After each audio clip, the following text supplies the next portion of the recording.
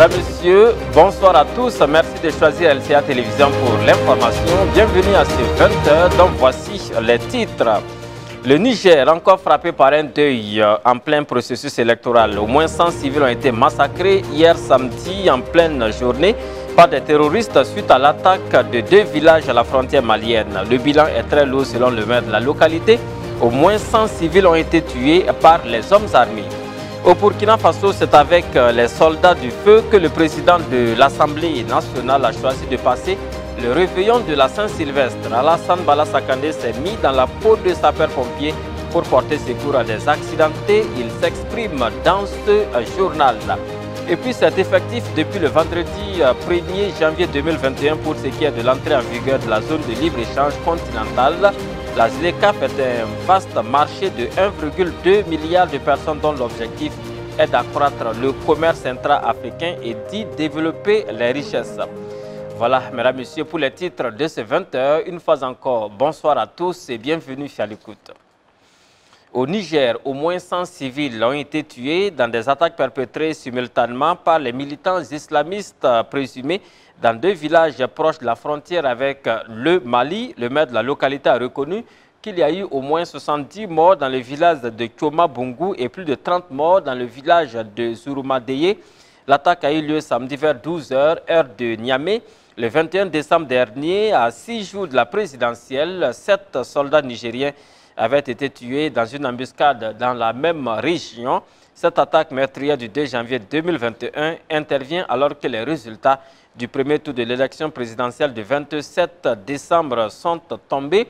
Le Niger, comme le Burkina Faso et le Mali, est le théâtre d'attaques répétitives de militants islamistes liés à Al-Qaïda au Maghreb islamique. Mais pour l'heure, cette dernière attaque n'a pas encore été revendiquée. Au Niger, toujours, le second tour de la présidentielle opposera le candidat du PNDS, parti au pouvoir, Mohamed Bazoum, ex-ministre de l'Intérieur, à l'ancien président et candidat du RDR, Tandjani et Mahaman Ousmane. Mais des partis de la coalition CAP 2021 ont dénoncé ce dimanche 3 janvier 2021 les chiffres enregistrés dans certaines communes. Le RDR Tani n'est pas satisfait des résultats. Son coordinateur national Ali Maman affirme que des recours sont déposés auprès de la Cour constitutionnelle pour contester certains chiffres et certaines pratiques de façon individuelle ou bien collectivement avec d'autres partis de la CAP 2021. Cette question est encore à l'étude, explique-t-il. Les candidats ou partis qui le souhaitent disposent de 10 jours à compter de la proclamation des résultats provisoires par la CENI, donc à compter d'hier samedi, pour déposer leur réclamation auprès de la Cour constitutionnelle selon le code électoral nigérien. En attendant, le calendrier électoral prévoit le second tour pour le 20 février 2021. Élection toujours en Centrafrique cette fois-ci et c'est la dernière ligne droite avant les résultats partiels des élections du 27 décembre 2020. L'annonce est prévue demain lundi 4 janvier 2021. Samedi soir, l'ANE, l'autorité en charge des élections, assurait avoir reçu la quasi-totalité des plis de résultats et tout faire pour tenir le délai. Mais les travaux ont été ralentis notamment parce qu'une part non négligeable des feuilles de résultats ont visiblement été mal remplies et sont rejetées par le système informatique de compilation. Conséquence, les commissaires de l'ANE font des ajustements à la main, une pratique que dénonce l'ARCA, le parti de l'opposant Anicet Georges Dologuélé. En réponse, l'ANE invite les acteurs politiques à lui faire confiance et rappelle que les observateurs de tous les partis sont les bienvenus à toutes les étapes de la compilation. Au Burkina Faso, la nuit du 31 décembre 2020 a eu une saveur particulière à la brigade nationale de sapeurs-pompiers de la ville de Ouagadougou. En effet, le président de l'Assemblée nationale a passé le réveillon du Nouvel An avec les soldats du feu. Entre dîner et intervention, le patron de l'hémicycle a tenu à être aux côtés du personnel de la Brigade nationale des sapeurs-pompiers. Nos reporters Achille Ouedraogo et Aimé Savadogo étaient de la partie et voici pour vous leur reportage. Ce soir, Le président de l'Assemblée nationale dans la peau d'un sapeur-pompier en cette nuit du 31 décembre 2020 au 1er janvier 2021. Il est minuit, passé de quelques secondes, lorsque la sirène d'alerte de la Brigade nationale des sapeurs-pompiers retentit. Le soldat de feu d'une nuit se précipite au volant d'une ambulance, direction Patte-d'Oie, non loin de la gare routière, où un accident s'est produit. Au sol, 2 blessés, dont un adolescent, la jambe fracturée. Alassane Bala Sakandé et ses collègues du soir lui apportent assistance. Le président de l'Assemblée nationale, au four et au moulin, sort le brancardier et transporte le blessé dans l'ambulance, direction l'hôpital Yalgado Ouedraogo. Après avoir remis les accidentés au service traumatologie, le président de l'Assemblée nationale et son équipe retournent à la base, la Brigade nationale des sapeurs-pompiers de Bascuit, où ce soldat du feu exprime ses sentiments. Je suis heureux parce que je peux dire, sans fausse modestie, que pour la première fois de ma vie, je me suis rendu utile. Quand je dis utile pour la nation, comprenez par là, participer avec les collègues d'une nuit à sauver des vies. Vous voyez, vous avez été tous témoins au moment où peut-être on s'apprêtait à prendre peut-être un autre verre ou prendre un petit plat pour compléter ou un fruit à Signorin, c'est ça? Ben, il y a eu l'appel et nous avons dû tout interrompre, tous ceux qui étaient là, pour démarrer parce qu'on s'apprêtait à passer minuit dans la caserne. Mais de devoir appeler les hommes à quelque part. Donc c'est vous dire combien et comment ces hommes-là travaillent pour les populations, travaillent pour la nation. Par cet acte, Alassane Bala Sakandé veut traduire la reconnaissance de l'Assemblée nationale et du peuple burkinabé à toutes les forces de défense et de sécurité. Un geste qui réjouit la Brigade nationale des sapeurs-pompiers. Il faut dire que c'est un acte symbolique fort pour les personnels de la BNSP, d'autant plus que, comme je l'ai dit, c'est la première fois qu'un président de l'Assemblée nationale visite la BNSP et participe en un jour particulier comme celui-là aux opérations de secours en montant à bord d'un véhicule lui-même et en intervenant avec la garde d'incendie et de secours en ville.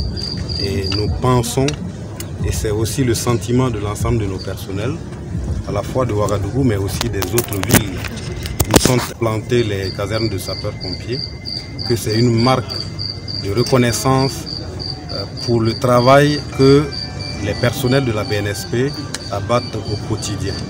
Pour joindre l'utile à l'agréable en cette soirée de Saint-Sylvestre, le président de l'Assemblée nationale a offert un dîner aux différentes brigades de la ville de Ouagadougou, à savoir le centre de secours de Bascuit, de Signorin, de Bogodogo et celui de Bolmiogo.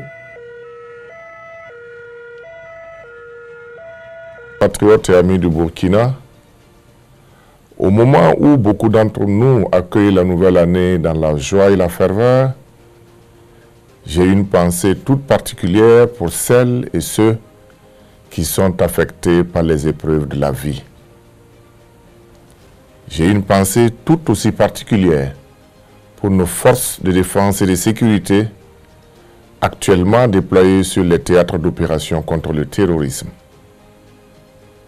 Au cours de l'année qui s'achève, individuellement et collectivement, nous avons été confrontés à des adversités de tous ordres. Individuellement et collectivement, nous avons su faire preuve de résilience face à toutes ces épreuves. Très certainement, 2021 sera elle aussi une année de défis. C'est pourquoi nous devons ensemble pouvoir puiser dans la vertu de la cohésion sociale et de la solidarité nationale les ressources nécessaires pour être à la hauteur de notre désir commun d'édifier une société prospère et fraternelle. À mon nom personnel et au nom de l'Assemblée nationale du Burkina Faso, je formule pour chacune et chacun d'entre vous des vœux de santé, de bonheur et de paix sociale. Dieu bénisse le Burkina Faso. Et voilà, c'était donc là le message de Nouvel An du président de l'Assemblée nationale, Alassane Bala Kandé. Mesdames, Messieurs, la suite de cette édition du 20h, retour dans ce journal sur les rétrospectives de l'année 2020, cette fois-ci avec la diplomatie burkinabé qui était au cœur des activités du président Roch-Marc Christian Kaboré courant l'année 2020. Par visioconférence, le chef de l'État a pris part à de nombreuses rencontres internationales et le département de l'ancien ministre Alpha Bari a réussi, malgré le contexte sécuritaire difficile, à faire rayonner l'image du Burkina Faso à l'étranger. Le point avec Salif Kaboré. La diplomatie burkinabé a été au cœur de l'action gouvernementale en 2020. Vitrine du pays à l'international, le département que dirigeait Alpha Bari n'a pas du tout chômé en 2020. Les actions ont été essentiellement par visioconférence. La maladie à coronavirus ayant réduit au grand maximum la tenue d'événements majeurs dans le monde. Plus d'une dizaine de rendez-vous par visioconférence entre chefs d'État et ou partenaires auxquels le président du Faso Roch Kaboré a pris part avec à ses côtés l'ancien ministre Alpha Bari. On peut citer entre autres des sommets du G5, de la CEDEAO, de l'UEMOA, de l'Union africaine, de l'OMS, etc. À cela s'ajoutent les rencontres importantes avec les partenaires européens et du reste du monde. Devant la menace terroriste, la diplomatie burkinabé a réussi à accroître le niveau de la coopération avec les partenaires en 2020. Pays dont certaines chancelleries occidentales ont cité comme infréquentables à plusieurs reprises, la diplomatie n'a pas arrêté de travailler à convaincre les investisseurs à venir au pays des hommes intègres. On a également enregistré le balai d'ambassadeurs accrédités au Burkina Faso en 2020, soit pour présenter leur lettre de créance ou en fin de mission. La tenue des élections couplées du 22 novembre 2020 a été possible grâce à l'accompagnement des pays amis et pratiquement toutes les instances sous-régionales, régionales, africaines et internationales ont salué le bon déroulement du scrutin. À l'investiture de Roch Kaboré, le 28 décembre 2020, plusieurs chefs d'État, de gouvernement et d'autres délégations venues d'ici et d'ailleurs étaient à Ouagadougou. Au Nigeria, des études sont en cours pour préciser les propriétés d'une nouvelle souche du Covid-19.